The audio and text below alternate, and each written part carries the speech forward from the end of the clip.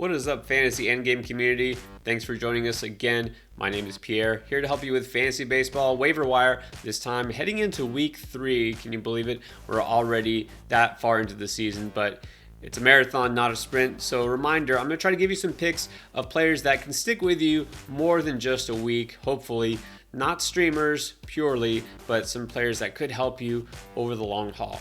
All right, so let's get into it. This time talking about hitters that might help you out. Now, believe it or not, the leadoff hitter for the New York Yankees is barely even rostered on fantasy leagues.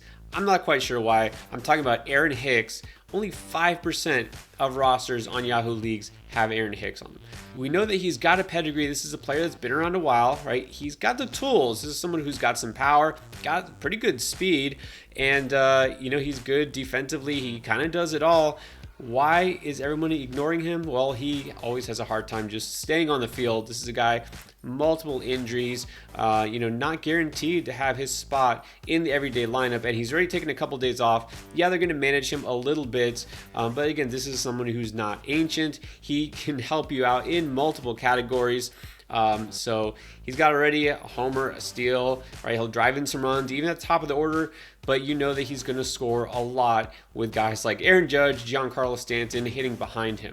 So I'd say this is a strong pickup, and he's off to a good start too, hitting .313 already. And like I said, he's going to especially help you in the run category, and that's something that's often overlooked. So Hicks is really a really good guy to pick up at the moment because nobody seems is on him just yet. Yes, there's a risk that he gets injured, but name me a player who doesn't have that risk. All right, in a similar mold, we have Taylor Ward of the Angels, someone only 12% rostered, and that's because, well, even though he was a first-round pick a few years ago, he's a name that really hasn't surfaced because he's not considered a high-end prospect like his teammate Joe Adell, who I've talked about before, especially draft season. But Taylor Ward has one thing going for him right now, and that is playing time and the fact that his manager, Joe Madden, seems to just absolutely love him. So Ward did miss the beginning of the year because he was on the IL, nothing major, and so now he's back. And as soon as he came back in the starting lineup every day, hitting at the top of the order, second, third, or fourth, and right now, as of today, he was batting third in lineup. That is a good spot to be in for the Angels. So now, as far as playing time, it doesn't seem like it really matters for him. Madden is going to stick with his guy. He loves him. Look, he's kind of a do-it-all player. He does have a pretty good hit tool. He's got a hit for average throughout the minors.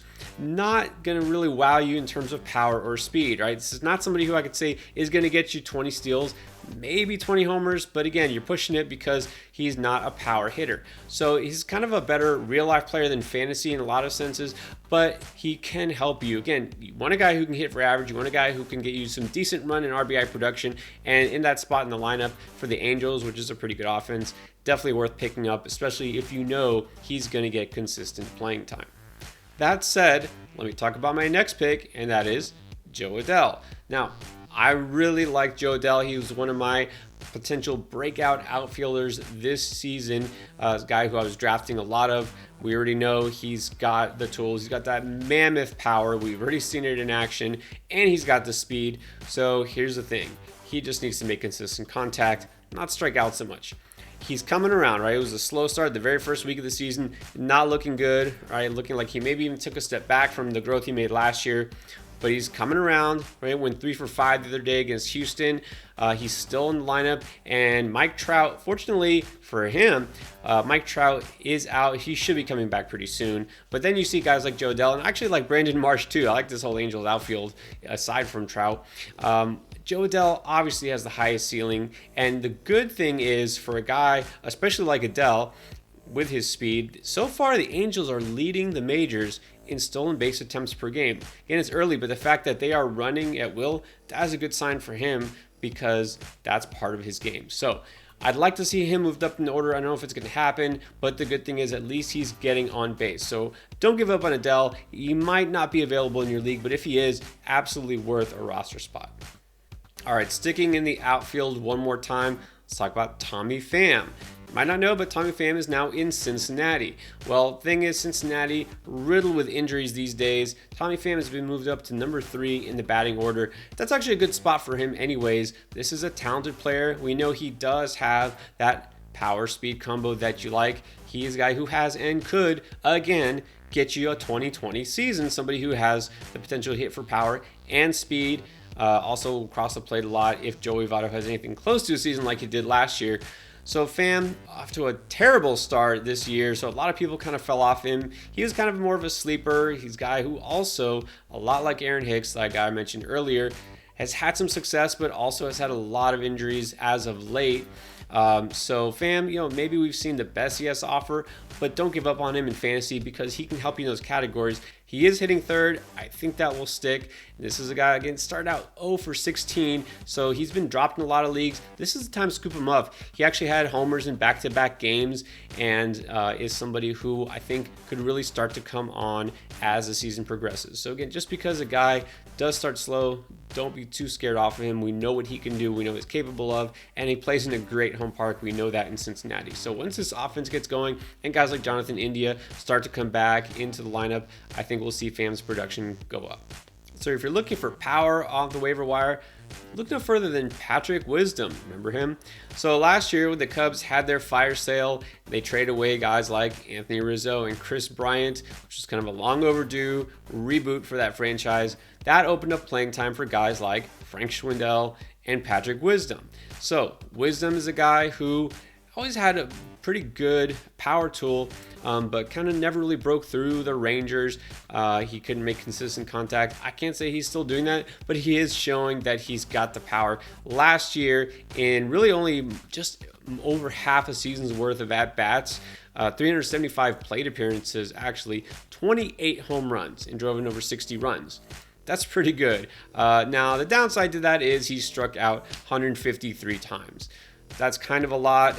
I'm no mathematician, but that might be on pace to break the all-time record. But it doesn't matter. It didn't happen. So this year, he is getting consistent playing time again because, well, the Cubs didn't really do a whole lot in free agency other than adding Suzuki.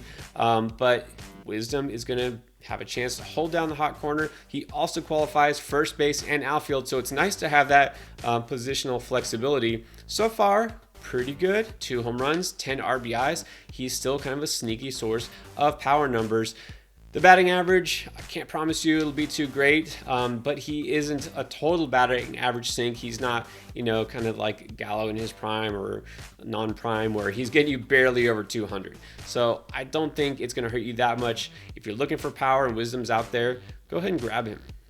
And then finally, last week I talked about Blue Jays catcher Alejandro Kirk. Has a nice hit tool. He's a lot of potential, and with Jansen on the IL, he could be a guy to fill in at a very thin position. Catcher's always thin. Well, now there's another Blue Jays catcher who's catching fire this week. I guess I mentioned the wrong one, but that is Zack, a guy from the U. Now, this is a guy who was an elite hitter in college, and in fact, he's been sticking around because going through this farm system of the White Sox, he's really not a defensive-minded catcher, but he's got such good hit tool. He'll play at DH, and that's really where he's going to stick, is at DH. Now, he has been spelling Kirk lately because Kirk was in a slump, hasn't quite kicked out of it yet, and Collins all of a sudden is catching fire. Maybe a change of scenario, going to that offensive happy situation in Toronto helped him. Not that the White Sox had a bad offense, but he just never really broke through the White Sox, and now in Toronto all of a sudden 8 hits in 4 games, including 2 homers. That is what his upside has always been. Now today, as I'm doing this, of course, Collins did sit and Kirk was playing catcher, but we'll see that lineup shuffle around. Vlad was hitting DH today. We'll see Collins at DH. We'll see him catch, maybe Kirk at DH sometimes. Collins could stick if his bat continues to stay hot. All right, those are my hitters that I recommend on the waiver wire heading into week 3 of fantasy baseball. Don't forget, we're here all season long. Also, fantasy football, that's how we started. So if you're into fantasy football, check out all of those videos as well, all off season long.